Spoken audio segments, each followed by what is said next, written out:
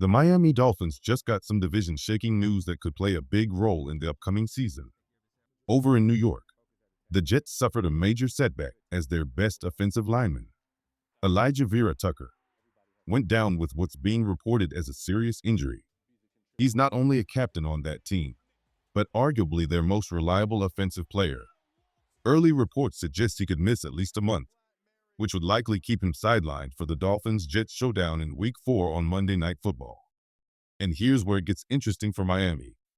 Losing a veteran like Vera-Tucker is a massive blow to the Jets' offensive line. Without him, that group suddenly looks shaky, maybe even bottom 5 in the league. Right now, New York is leaning on a second-year left tackle who struggled last season, and a rookie right tackle still learning the ropes. That's a lot of pressure on young, unproven players to hold up against one of the NFL's most aggressive defensive fronts. But before we dive deeper into what this means for Miami's defense, make sure you subscribe to the channel, hit that like button, and don't forget to press the bell icon so you never miss the latest Dolphins updates. Now, let's get back to the news. For Miami, this injury tilts the matchup in their favor. The Dolphins' front seven, led by stars like Bradley Chubb, Jalen Phillips, and Christian Wilkins, thrives on creating chaos in the trenches. Vera-Tucker, when healthy, ranked as one of the top 15 guards in the NFL, excelling in both run and pass blocking. Without him, the Jets' line becomes vulnerable, and that plays directly into Miami's strength. Even with a mobile quarterback like Justin Fields under center, it's tough to imagine New York's offense holding up if Miami's pass rush gets rolling early. This could be a game where the Dolphins' defensive line absolutely takes over and sets the tone in the AFC East battle. That matchup against the Jets is shaping up to be one where Miami's defense can absolutely dominate. With Elijah Vera-Tucker sidelined, the Jets' offensive line looks vulnerable, and that puts their quarterback under constant threat. Expect Miami's pass rushers to pin their ears back and attack relentlessly, turning that Monday Night Football game into a showcase for the Dolphins' defensive front. Holding New York under 17 points feels like a realistic goal, especially given how shaky that offense already looks without its best linemen. But the Dolphins aren't just benefiting from injuries in New York. Over in New England, the Patriots are dealing with a critical situation of their own. Cornerback Christian Gonzalez, one of their most important defensive players, has been battling a hamstring injury and hasn't practiced for weeks. While early reports suggest his team is trying to stay optimistic, missing that much time raises serious doubts about his availability for the early part of the season, and more importantly, for the Patriots' Week 2 showdown with Miami. If Gonzalez isn't ready, that's a huge advantage for the Dolphins' passing attack. With weapons like Tyreek Hill and Jaylen Waddle capable of breaking a game wide open, losing a top corner could leave the Patriots' defense exposed. Miami's offense thrives on speed and mismatches, and without Gonzalez in coverage, the Dolphins would have even more opportunities to create explosive plays down the field. So when you look at the AFC East picture, both the Jets and Patriots could be walking into their matchups with Miami at less than full strength. And for a Dolphins team looking to start fast and build momentum, that's exactly the kind of opening they need to take control of the division early. Hamstring injuries are always unpredictable, and they often linger longer than expected. If Christian Gonzalez isn't able to suit up for Week 1 against the Raiders, there's a very real chance he could also miss Week 2 when the Patriots face the Dolphins. And for Miami, that would be a game-changing development. New England's secondary has long been a strength, built around the combination of Gonzalez and Jonathan Jones on the outside, plus Marcus Jones in the slot. At full strength, that cornerback group is one of the best in football, capable of matching up with almost any receiving core. But without Gonzalez, everything changes. Suddenly, what was once a top 5 unit drops to something closer to average. That's dangerous against Miami, with Tyreek Hill and Jaylen Waddle stretching defenses vertically, and Tua Tagovailoa's quick release firing the ball into tight windows. A weakened New England secondary could be exposed early and often. Hill's speed forces safeties to backpedal, and Waddle's route running punishes any corner who's even a half step slow. Gonzalez was one of the few young corners in the league athletic enough to potentially keep pace with them. Without him, the Patriots will be forced to rely heavily on their depth, and that's not the matchup they want. It's also worth noting how elite Gonzalez already looked as a young player. Even as a rookie, he graded out among the best at his position, showing lockdown ability in man coverage and the versatility to handle bigger receivers or quicker slot threats. Some evaluators already rank him just behind the very best corners in football, which shows how impactful his absence could be. If he's not available in Week 2, Miami's offense could have a massive edge, and that matchup could tilt heavily in the Dolphins' favor. When you look back at what Christian Gonzalez has already done in his short career, it's easy to see why his absence would be massive. As a rookie, he played only 4 games before an injury shut him down, but in those appearances, he showed flashes of being special. In Week 2 against Miami on Sunday Night Football, Gonzalez held his own against Tyreek Hill, something very few corners in the league can claim.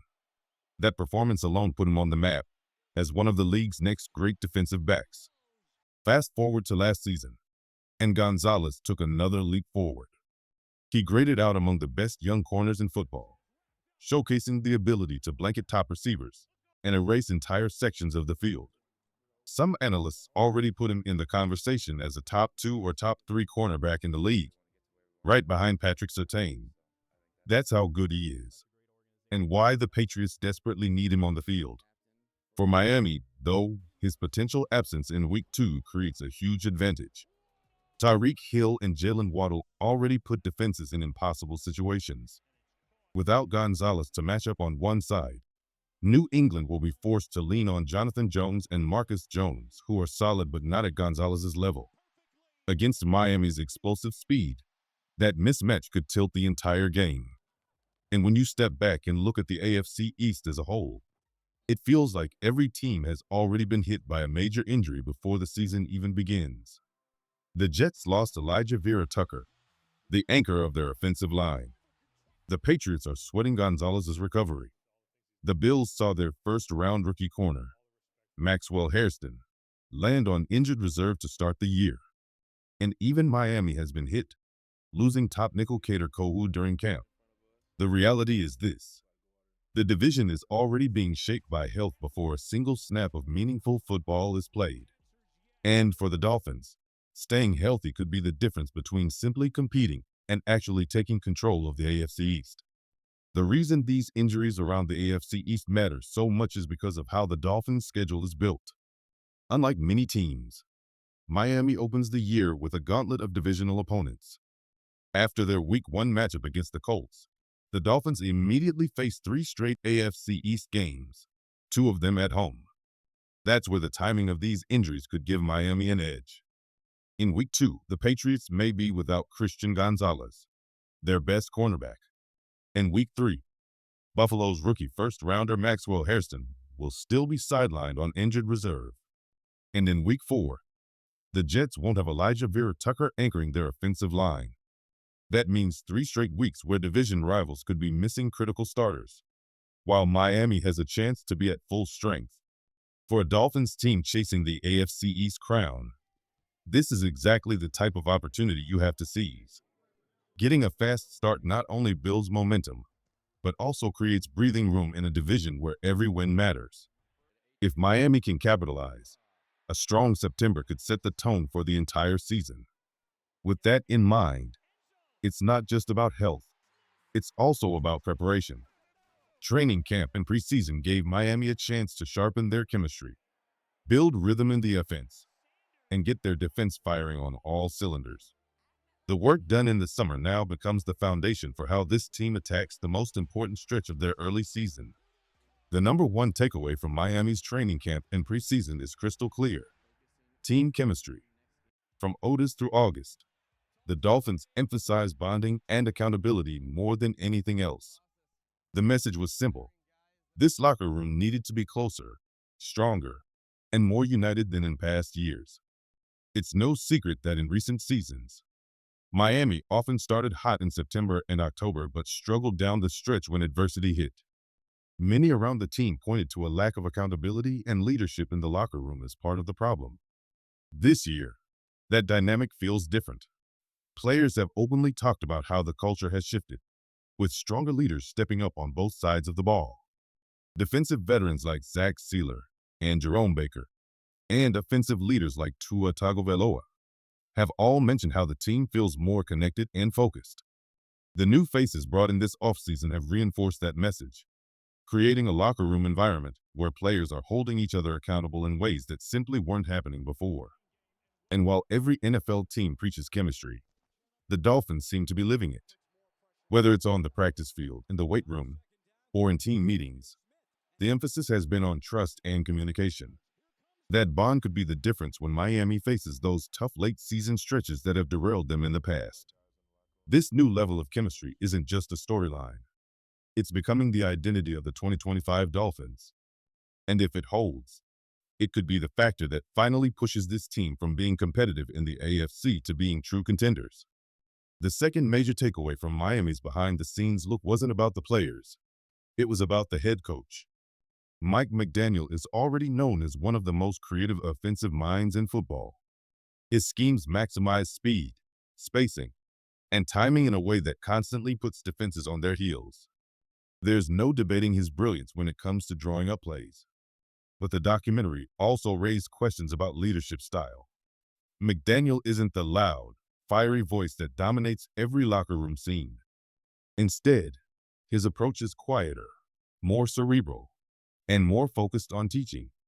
While that might not come across with the same energy as a traditional rah-rah head coach, it doesn't mean it can't be effective.